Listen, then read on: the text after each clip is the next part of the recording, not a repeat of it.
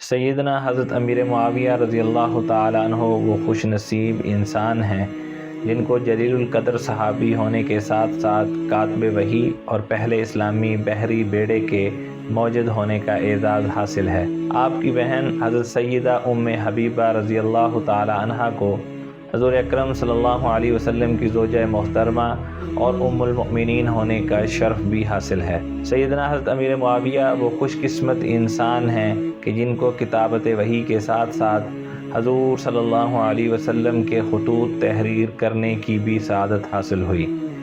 آپ نے 19 سال تک 64 لاکھ مربع میل یعنی آدھی دنیا پر حکومت کی۔ آپ کے لیے حضور صلی اللہ علیہ وسلم کی زبان مبارک سے کئی مرتبہ دعائیں اور بشارتیں نکلیں۔ سیدنا حضرت امیر معاویہ رضی اللہ تعالیٰ عنہ کے بارے میں حضور صلی اللہ علیہ وسلم نے فرمایا کہ اے اللہ، معاویہ کو ہدایت دینے والا، ہدایت پر قائم رہنے والا اور لوگوں کے لیے ذریعہ ہدایت بنا۔ سیدنا حضرت امیر معاویہ رضی اللہ تعالیٰ عنہ کے بارے میں حضور صلی اللہ علیہ وسلم نے فرمایا کہ اللہ تعالیٰ قیامت کے دن معاویہ کو اس حالت میں اٹھائیں گے کہ ان پر نور ایمان کی چادر ہوگی۔ حضور صلی اللہ علیہ وسلم نے ایک اور موقع پر ارشاد فرمایا کہ معاویہ ابن ابی سفیان میری امت میں سب سے زیادہ بردبار اور سخی ہیں۔ تاریخ اسلام کے روشن اوراق حضرت معاویہ رضی اللہ تعالی عنہ کے کردار و کارناموں اور فضائل و مناقب سے بھرے پڑے ہیں۔ آپ کے والد سیدنا حضرت ابو سفیان سرداران قریش میں سے ہیں اور فتح مکہ کے موقع پر حضور صلی اللہ علیہ وسلم نے ان کے گھر کو بھی دارالامن قرار دیا۔ سیدنا حضرت امیر معاویہ رضی اللہ تعالی عنہ کا سلسلہ نسب 5ویں پشت میں حضور صلی اللہ علیہ وسلم سے مل جاتا ہے۔ سیدنا حضرت امیر معاویہ سر و قد لحیم و شہیم، رنگ گورا، چہرہ کتابی، آنکھیں موٹی، گھنی داڑھی، وضع قطع، چال اور ڈھال میں بظاہر شان و شوکت رکھنے والے اور مزاج اور طبیعت میں زہد و تواضع، فروتنی، حلم و بردباری اور ذہانت و فطانت رکھتے تھے۔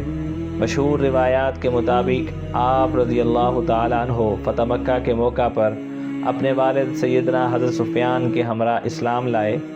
سیدنا حضرت امیر معاویہ رضی اللہ تعالیٰ عنہ نے جب اپنے اسلام قبول کرنے کا اعلان کیا تو حضور صلی اللہ علیہ وسلم نے انہیں مبارکباد دی اور مرحبا کے الفاظ فرمائے۔ حضور صلی اللہ علیہ وسلم چونکہ سیدنا حضرت امیر معاویہ کے سابقہ حالات زندگی اور ان کی صلاحیت و قابلیت سے آگاہ تھے، اس لیے انہیں اپنے خاص قرب سے نوازا۔ فتح مکہ کے بعد آپ حضور صلی اللہ علیہ وسلم کے ساتھ ہی رہے اور تمام غزوات میں حضور صلی اللہ علیہ وسلم کی قیادت و معیت میں بھرپور حصہ لیا۔ قرآن مجید کی حفاظت میں ایک اہم سبب کتابت وحی بھی ہے۔ حضور صلی اللہ علیہ وسلم نے جلیل القدر صحابہ کرام پر مشتمل ایک جماعت مقرر کر رکھی تھی جو کہ کاتبین وحی تھے۔ ان میں سیدنا حضرت امیر معاویہ کا 6 نمبر تھا۔ حضرت شاہ ولی اللہ محدث دہلوی لکھتے ہیں کہ حضور صلی اللہ علیہ وسلم اسی کو کاتب وحی بناتے تھے جو ذی عدالت اور امانت دار ہوتا تھا۔ سیدنا حضرت امیر معاویہ حضور صلی اللہ علیہ وسلم کی خدمت میں حاضر رہتے، یہاں تک کہ سفر و حضر میں بھی خدمت کا موقع تلاش کرتے۔ چنانچہ ایک بار حضور صلی اللہ علیہ وسلم کہیں تشریف لے چلے تو سیدنا حضرت امیر معاویہ خدمت کے لیے پیچھے پیچھے ساتھ ہو گئے۔ راستہ میں حضور صلی اللہ علیہ وسلم کو وضو کی حاجت ہوئی، پیچھے مڑے تو دیکھا سیدنا امیر معاویہ پانی کا برتن لیے کھڑے ہیں۔ آپ صلی اللہ علیہ وسلم بڑے متاثر ہوئے، چنانچہ وضو کے لیے بیٹھے تو فرمانے لگے، معاویہ تم حکمران بنو تو نیک لوگوں کے ساتھ نیکی کرنا اور برے لوگوں سے درگزر کرنا۔ حضرت معاویہ فرمایا کرتے تھے کہ اسی وقت مجھے امید ہو گئی تھی کہ حضور صلی اللہ علیہ وسلم کی پیشن گوئی صادق آئے گی اور میں کبھی نہ کبھی ضرور خلیفہ ہو کر رہوں گا۔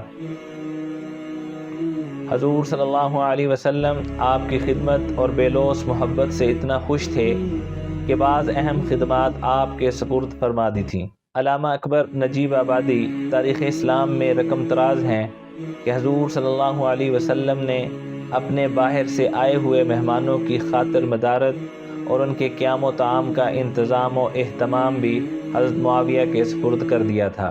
حضور صلی اللہ علیہ وسلم کی وفات کے بعد خلیفہ اول سیدنا حضرت ابوبکر صدیق رضی اللہ تعالی عنہ کے دور خلافت میں آپ نے مانعین زکوٰۃ اور منکرین ختم نبوت، جھوٹے مدعیان نبوت اور مرتدین کے فتنوں کے خلاف بھرپور حصہ لیا اور کئی کارنامے سر انجام دیے۔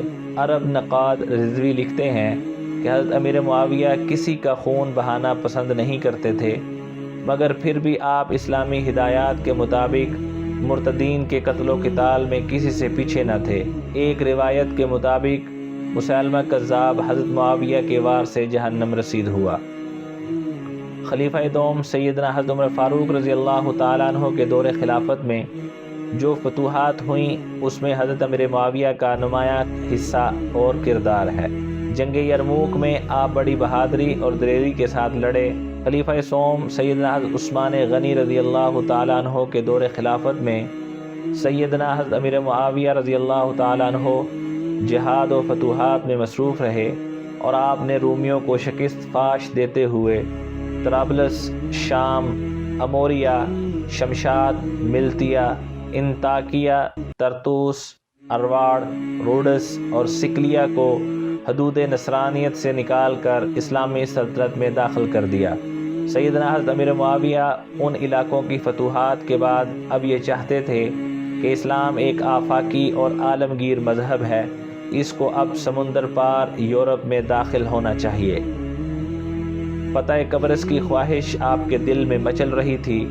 یورپ اور افریقہ پر حملہ اور فتح کے لیے بحری بیڑے کی اشد ضرورت تھی۔ بحر روم میں رومی حکومت کا ایک بہت بڑا بحری مرکز تھا جو کہ شام کے ساحل کے قریب ہونے کے باعث شام کے مسلمانوں کے لیے بہت قریبی خطرہ تھا۔ اسے فتح کیے بغیر شام و مصر کی حفاظت ممکن نہ تھی۔ اس کے علاوہ سرحدی رومی اکثر مسلمانوں سے چھیڑ چھاڑ کرتے ہوئے مسلمانوں کو تنگ کرتے رہتے تھے۔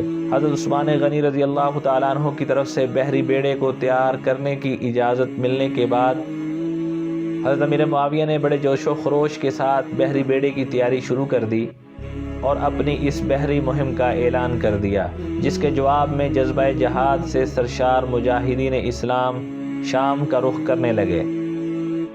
28 ہجری میں آپ رضی اللہ تعالیٰ عنہ پوری شان و شوکت، تیاری و طاقت اور اسلامی تاریخ کے پہلے بحری بیڑے کے ساتھ بحر روم میں اترے، لیکن وہاں کے باشندوں نے مسلمانوں کے ساتھ صلح کر لی، لیکن بعد میں مسلمانوں کو تنگ کرنے اور بد عہدی کرنے پر سیدنا حضرت امیر معاویہ پوری بحری طاقت اور عظیم الشان بحری بیڑے کے ساتھ، جس میں تقریباً 500 کے قریب بحری جہاز شامل تھے، قبرص یعنی سائپرس کی طرف روانہ ہوئے اور بڑی بہادری سے لڑتے ہوئے قبرص کو فتح کر لیا۔ اس لشکر کے امیر و قائد خود سیدنا حضرت امیر معاویہ رضی اللہ تعالی عنہ تھے۔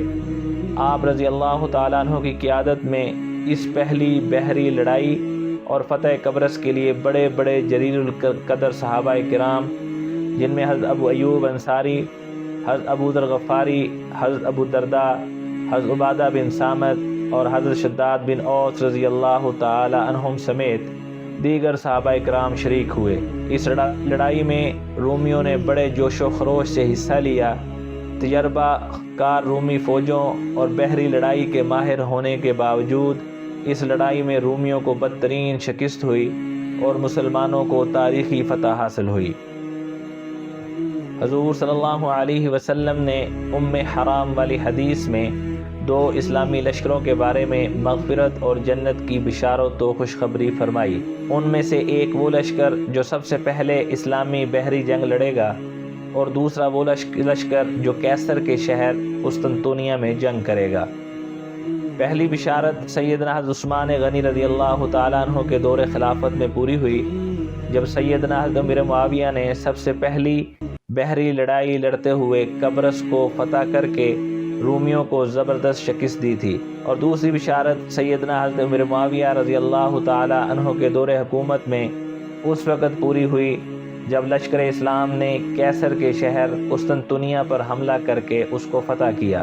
اس جنگ میں حصہ لینے کے لیے شوق شہادت اور جذبہ جہاد سے سرشار صحابہ کرام و تابعین دنیا کے گوشہ گوشہ سے دمشق پہنچے ان میں حضرت عبداللہ بن عباس رضی اللہ تعالیٰ عنہ، حضرت ابن عمر، حضرت عبداللہ بن زبیر اور میزبان رسول صلی اللہ علیہ وسلم سیدنا حضرت ابو ایوب انصاری اور دیگر مدینہ منورہ سے تشریف لا کر اس لشکر میں شریک ہوئے، جس کے بارے میں حضور صلی اللہ علیہ وسلم نے جنت کی بشارت و خوشخبری فرمائی تھی۔ سیدنا حضرت امیر معاویہ کا دور حکومت فتوحات اور غلبہ اسلام کے حوالہ سے شاندار دور حکومت ہے۔ ایک طرف بحر اوقیانوس اور دوسری طرف سندھ اور افغانستان تک اسلام کی فتح کے جھنڈے گاڑ دیے۔ اس کے ساتھ ساتھ سیدنا حضرت امیر معاویہ نے خلفائے راشدین کے ترقیاتی کاموں کو جاری رکھتے ہوئے اس میں بہت سارے امور کی داغ بیل ڈال دی اور پھر اس کو فروغ بھی دیا۔ سیدنا حضرت امیر معاویہ نے سب سے پہلا اقامتی ہسپتال دمشق میں قائم کیا، سب سے پہلے اسلامی بحریہ قائم کیا، جہاز سازی کے کارخانے بنائے اور دنیا کی سب سے زبردست رومن بحریہ کو شکست دی۔ آبپاشی اور آب نوشی کے لیے دور اسلامی میں پہلی نہر کھدوائی، ڈاک خانہ کی تنظیم نو کی اور ڈاک کا جدید اور مضبوط نظام قائم کیا۔ سب سے پہلے احکام پر مہر لگانے اور حکم کی نقل دفتر میں محفوظ رکھنے کا طریقہ ایجاد کیا۔ آپ سے پہلے خانہ کعبہ پر غلافوں کے اوپر ہی غلاف چڑھائے جاتے تھے، آپ نے پرانے غلاف کو اتار کر نیا غلاف چڑھانے کا حکم دیا۔ آپ سے پہلے خانہ کعبہ پر غلافوں کے اوپر ہی غلاف چڑھائے جاتے تھے، آپ نے پرانے غلافوں کو اتار کر نیا غلاف چڑھانے کا حکم دیا۔ خط دیوانی ایجاد کیا اور قوم کو الفاظ کی صورت میں لکھنے کا طریقہ پیدا کیا۔ انتظامیہ کو بلند تر بنایا اور انتظامیہ کو عدلیہ میں مداخلت سے روک دیا۔ آپ نے دین اخلاق اور قانون کی طرح طب اور علم الجراحت کی تعلیم کا انتظام بھی کیا۔ آپ نے بیت المال سے تجارتی قرضے بغیر اشتراک و نفع کے جاری کر کے تجارت و صنعت کو فروغ دیا اور بین الاقوامی معاہدے کیے۔ سرحدوں کی حفاظت کے لیے قدیم قلعوں کی مرمت کر کے اور چند نئے قلعے تعمیر کر کر اس میں مستقل فوجیں متعین کی۔ سیدنا حضرت امیر معاویہ رضی اللہ تعالیٰ عنہ کے دور میں ہی سب سے پہلے منجنیق کا استعمال کیا گیا۔ سیدنا حضرت امیر معاویہ رضی اللہ تعالیٰ عنہ سے حضور صلی اللہ علیہ وسلم کی 163 احادیث مروی ہیں۔ سیدنا حضرت امیر معاویہ کے آئینہ اخلاق میں اخلاص، علم و فضل، فقہ و اجتہاد، تقریر و خطابت، غریب پروری، خدمت خلق، مہمان نوازی، حسن سلوک، فیاضی و سخاوت، اصابت رائے، عفو و درگزر، اطاعت الہی، اطاعت رسول صلی اللہ علیہ وسلم، اتباع سنت، جوش قبول حق، تحمل بردباری، تقوی اور خوف الہی کا عکس نمایاں نظر آتا ہے۔ سیدنا حضرت امیر معاویہ رضی اللہ تعالیٰ عنہ نے اپنی وفات سے قبل گھر والوں کو دیگر وصیتوں کے ساتھ یہ وصیت بھی فرمائی کہ ایک مرتبہ میں سفر میں حضور صلی اللہ علیہ وسلم کے ساتھ تھا، جب آپ صلی اللہ علیہ وسلم نے دیکھا کہ میرا کرتا کاندھے سے پھٹا ہوا تھا، آپ صلی اللہ علیہ وسلم نے اپنا کرتا مبارک عنایت فرمایا۔ وہ میں نے ایک مرتبہ سے زیادہ نہیں پہنا، وہ میرے پاس محفوظ ہے۔ ایک دن حضور صلی اللہ علیہ وسلم نے بال اور ناخن ترشوائے، میں نے تھوڑے سے بال اور تراشے ہوئے ناخن لے لیے تھے، وہ بھی میرے پاس محفوظ ہیں۔ دیکھو، جب میں مر جاؤں تو غسل دینے کے بعد یہ ناخن اور بال میری آنکھوں کے حلقوں، نتنوں اور سجدے کے مقامات پر رکھ دینا، اور پھر حضور صلی اللہ علیہ وسلم کا عنایت کرتا کرتا میرے سینے پر رکھنا اور اس پر کفن پہنانا۔ مجھے امید ہے کہ حضور صلی اللہ علیہ وسلم ان چیزوں کی برکت سے اللہ تعالی میری مغفرت فرما دیں گے۔